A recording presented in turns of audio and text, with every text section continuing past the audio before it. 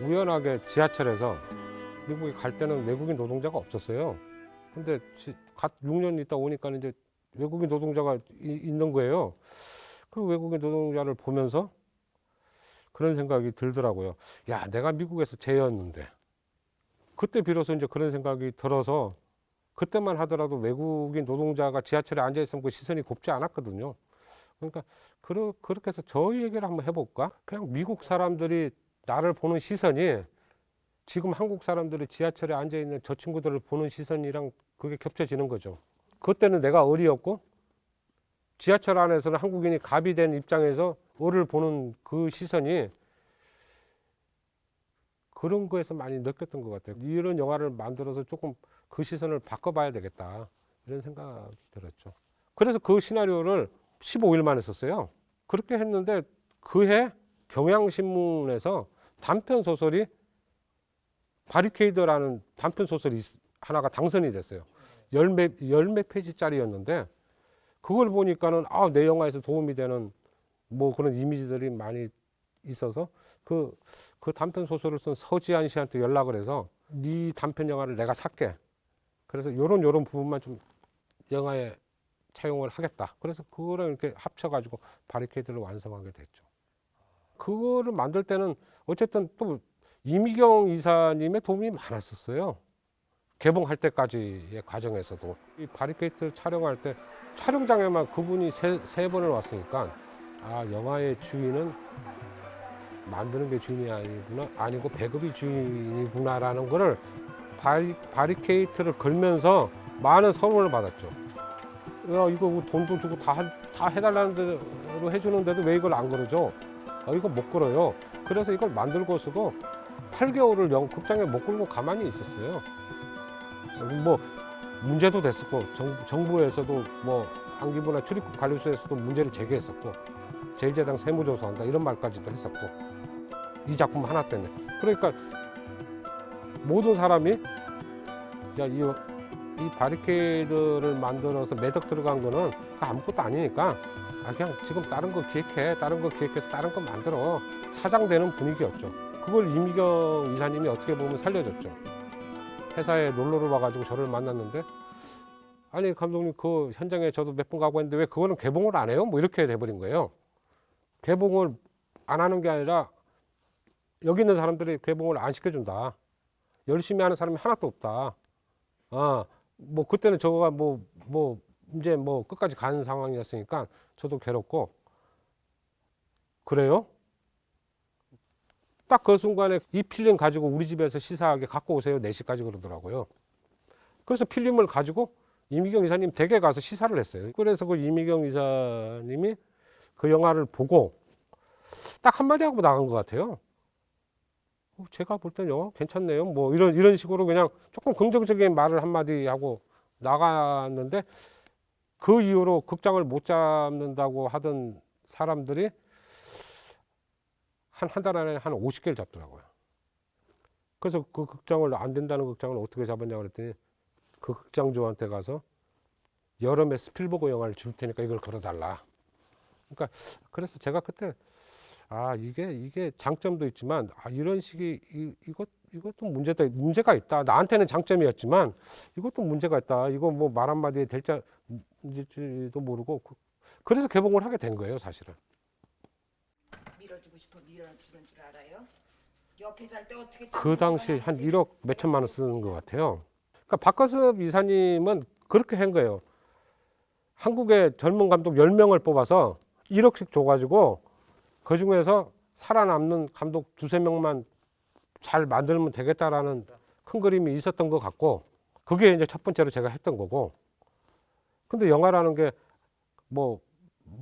그 정도 시간이 지났지만 1억 갖고 상업 영화를 만든다는 게 그 당시 또 필름으로 하니까 없었죠. 그러니까 매일 부닥쳤죠. 우여곡절이 좀 많았지만 하여튼 그래도 완성을 하게 된 거예요. 기본적으로 바리케이드라는 영화를 태어나는 걸 원했던 사람은 저밖에 없었으니까 저하고 박성근 PD밖에 없었으니까 다 태어나지 말아야 될 사람으로 따지면 인간이다 이런 개념이 있었기 때문에 지금은 전혀 아니지만 그 당시에는 저는 분노했었죠.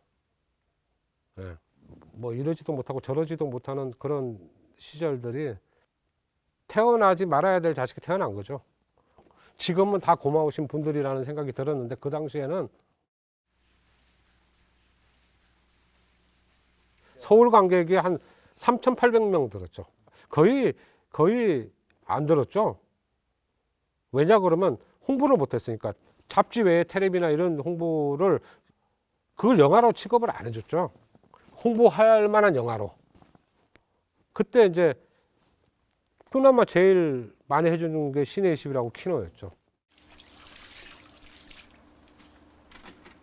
그렇죠. 고발 영화도 아니고 출입국 관리사무소하고 안기부에서 말한 외국인 파업전야 영화 만든다고 그랬던 것도 아니고 그냥 있는 그대로를 담담하게 그리고 싶었고, 한 가지는 항상 그 한국 사회에서 아무리 뭘 해도 또 자기보다 못한 사람이 있다라고 생각을 하니까 그런 어떤 시선들을 좀 그걸 없애는 게 제일 중요하다라는 그 당시 생각을 했던 것 같아요.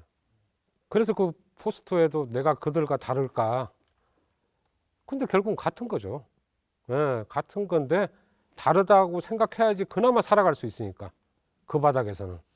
예, 사실은 그 입장이 돼 보면 다 이해될 수 있다는 걸 얘기하고 싶었죠. 사장도 맨날 보면서 뭐가 힘드냐, 임마 월급 받고 이 일도 안 하고 월급을 받아.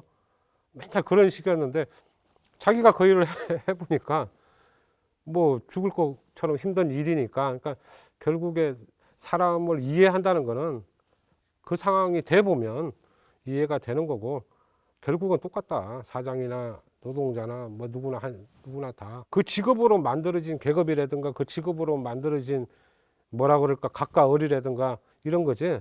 그거를 깨부수고 싶었던 거죠. 그 당시에는. 예. 비 오는 장면을 뭐 좋아하기도 했지만 비도 결국에 물이잖아요. 그러니까 이렇게 좀 뭐든지 그냥 깨끗하게 하려고 그러면 물로 한번 싹 그냥 다 밀어버리는 게 제가 생각할 때는 가장 깨끗한 거라고 생각을 했었고, 그러니까 비가 오는 장면이 많으니까 촬영 일수가 더 줄일 수는 없고 돈은 더 많이 들고 배우들은 더 많이 지치고, 예, 그렇게 된 이유였죠. 이 영화의 가장 핵심의 어떤 이미지는 백열등이다.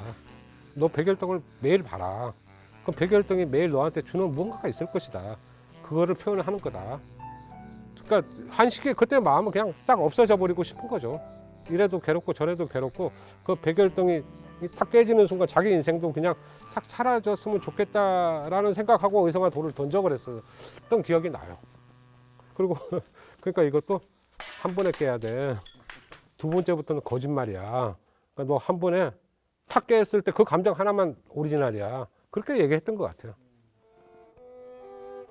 공항에 가서 못 들어가는 걸 알지만 그래도 공항이 자기 나라에 제일 가까운 곳이니까 한번 갔다가 거기 왔다가 아파트 옥상에서 비행기 가는 거를 보고 아마 카메라가 비행기를 따라가다가 비행기 가는 것만 보는 뒷모습에서 라디오로 그냥 오버랩 시켰는데, 원래 제가 생각했던 거는 비행기 날아가고 분명히 옥상에 두 명이 있었는데 다시 카메라가 다시 편해서 원위치로 오면 신발만 남아있는 그냥 그걸로 그냥 딱 끝내려고 그랬었던 것 같아요. 그 영화의 개봉 4, 5개월 전에 개봉을 못하고 있으니까 하루는 영화사로 서울대 총학생회장이라는 친구가 찾아왔어요. 이런 영화를 만들었다 그러는데 개봉을 못하고 있다는 소식을 어떻게 그렇게 들었다. 그 개봉을 왜 못하세요? 이런 이유로 못한다. 그랬더니 그러면 감독님 이거를 총학생회에서 주최를 해가지고 서울대 강당에서 상영을 합시다. 그러면 서울대에 출입하는 안기부 직원도 있어요. 그 사람들도 오라 그러고 영화제 관계자들도 와서 정말 어떤 영화인지 저희들은 보고 싶습니다. 사진전하고 같이 개최를 할게요. 그래서 그걸 했었어요. 예, 서울대학교에서 했어요. 그게 첫 번째 상영이었죠. 그 안기부 직원이 그 당시 그러더라고요. 제가 오해한 부분도 있는 것 같다. 그 대신 이 영화 개봉하실 거예요? 그러더라고요. 개봉할 거예요? 그랬더니 그럼 개봉하면 외국인 노동자들은 극장에 얼씬하지 못하게 하세요. 그러더라고요. 그러니까 왜냐 그러면은 제가 그 출입국 관리소에 가서도 걔네들이 나한테 원하는 건 딱 그거더라고요. 영화 찍는 건 상관없습니다. 뭐 걔네들한테 돈 줬어요, 안 줬어요? 출연료가 됐든 뭐가 됐든. 그러니까 불법 취업자를 취업시킨 게 제일 큰 잘못인 거예요. 그걸로만 법으로 엮을 수 있는 거예요. 그 뒤로 아마 대학교 같은 데서 상영을 엄청 했던 것 같아요. 그게 아마 한 최소한 5만 명 이상은 본 것 같아요. 전국 대학을 다 돌아다니면서 그거를 상영하고, 제가 간 학교만 해도 한 30개가 넘으니까. 그래도 상업 영화를 하면서도 아, 내가 하고 싶은 걸 해야지 보람이 있다는 거를 이제 알게 된 계기가 된 건 참 큰 소득이고요. 그 이후로 저를 독립영화 감독으로 보는 사람들도 되게 많았어요. 예, 그러니까 상업 영화를 뭘 하려고 그럴 때 상업적으로 조금 불편할 수 있다, 저 친구는. 뭐 이런 해석도 있었고, 그렇지만 그래도 제가 아까 처음에 얘기했듯이 그때의 저의 삶에 대한 태도를 그 영화가 보여줄 수 있었다는 것만 해도 저한테는 지금도 좋은 자산이죠. 너 고기 정말 안 처먹을 거야? 야, 저 새끼 저번 공장에서도 고기 안 처먹어가지고 저거 영양실조 걸렸다잖아. 이 영화를 상영하겠다고 그래서 너무 기쁘기도 하고, 지금 보는 사람들은 24년 전의 한국 사회와 지금의 한국 사회는 너무나 세계가 인정할 정도로 발전을 했는데, 외국인 노동자의 삶은 24년 전이나 지금이나 그만큼 같이 따라갔느냐, 이제 이런 것도 돌아볼 시간이 되지 않았느냐, 이렇게 좀 이런 시각으로 봐줬으면 참 좋겠죠.